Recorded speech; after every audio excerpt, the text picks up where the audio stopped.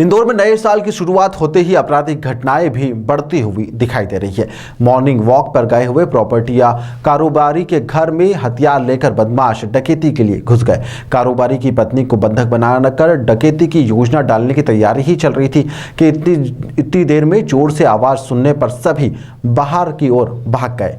दरअसल जूनी इंदौर थाना क्षेत्र के राजमहल कॉलोनी में रहने वाले प्रॉपर्टी कारोबारी गोविंद नामक व्यक्ति के घर पर बदमाशों ने डकैती की योजना बनाते हुए उनके घर में प्रवेश कर दिया, जिसके बाद में जब यह सुबह मॉर्निंग वॉक पर गए हुए थे, उसी दौरान उनकी धर्मपत्नी घर पर अकेली थी। बदमाश एक के बाद एक घर के अंदर घुस गए। सीसीटीवी में यह पूरा जो घटनाक्रम था वह भी कैद हो गया है। इसके बाद घर के अंदर जो श्वान बंदे थे वह भौंकने लगे।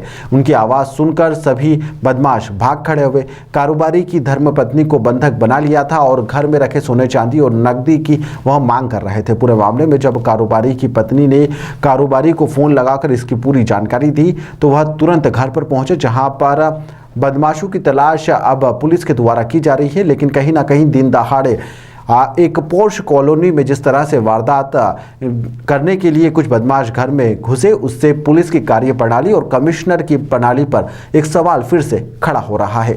राजमहल रोड है जो कि थाना जूनी इंदौर के अंतर्गत है। वहाँ पर सुबह लगभग 6:30 से 6:45 के बीच में कुछ अज्ञात बदमाश थे जो कि एक घर में घुसे और वहाँ पर चूंकि एक जो महिला थी उनको बांध दिया और उसके बाद वहाँ पर बांध दिया। तब तक इनका जो डॉग था और उनके जो पति जो घूमने गए हुए थे वो घूम कर आए और जो कुत्ता आ गया था उनका, जब कुत्ता भौंकने लगा तो ये सभी लोग भाग गए। इसमें कुछ एक के पास कट्टे जैसे चीजें दिख रही है जो कि सीसीटीवी में देखा गया है।